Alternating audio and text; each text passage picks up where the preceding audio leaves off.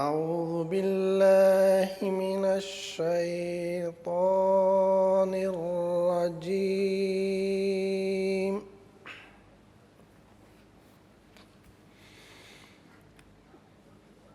بسم الله الرحمن الرحيم.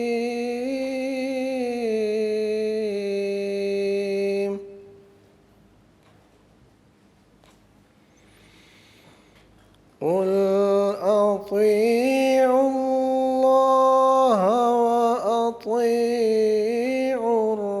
الرسول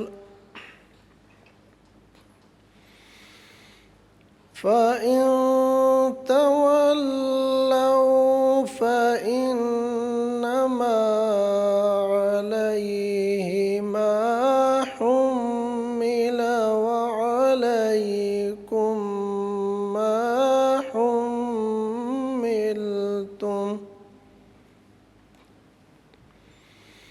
وإن تطيعوه تهتدوا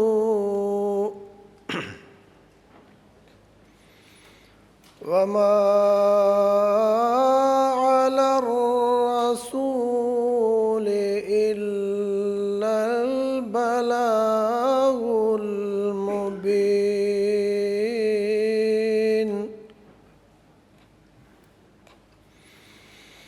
وعد الله الذين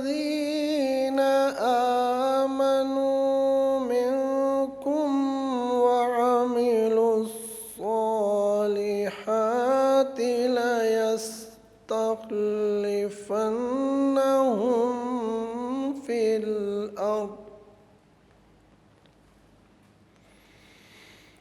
ليستخلفنهم في الأرض كما استخلف الذين من قبلهم وليمكنن لهم دينهم الذي ارتضى لهم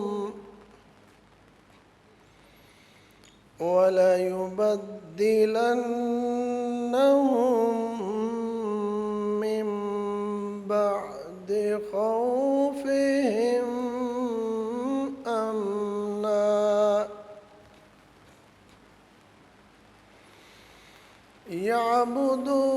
يعبدونني لا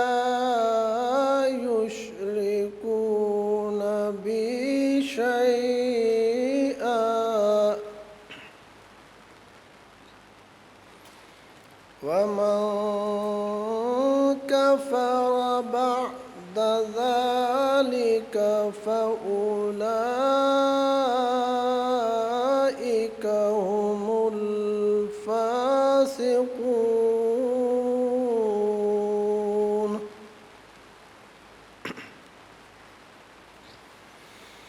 وأقيموا الصلاة وآتوا الزكاة وأطيعوا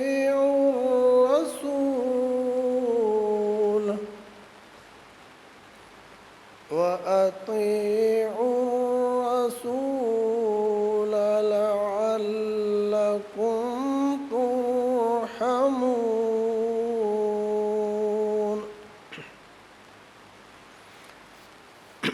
ابھی آپ کے سامنے سورہ نور کی آیت 55 تا 57 پیش کی گئی ہیں. ان کا اردو ترجمہ بیان فرمودہ حضرت خلیفۃ المسیح الرابع رحمہ اللہ تعالیٰ پیش خدمت ہے. کہہ دے کہ اللہ کی اطاعت کرو اور رسول کی اطاعت کرو، بس اگر تم پھر جاؤ تو اس پر صرف اتنی ہی ذمہ داری ہے جو اس پر ڈالی گئی ہے، اور تم پر بھی اتنی ہی ذمہ داری ہے جتنی تم پر ڈالی گئی ہے، اور اگر تم اس کی اطاعت کرو تو ہدایت پا جاؤ گے، اور رسول پر کھول کھول کر پیغام پہنچانے کے سوا کچھ ذمہ داری نہیں. تم میں سے جو لوگ ایمان لائے اور نیک اعمال بجا لائے ان سے اللہ نے پختہ وعدہ کیا ہے کہ انہیں ضرور زمین میں خلیفہ بنائے گا،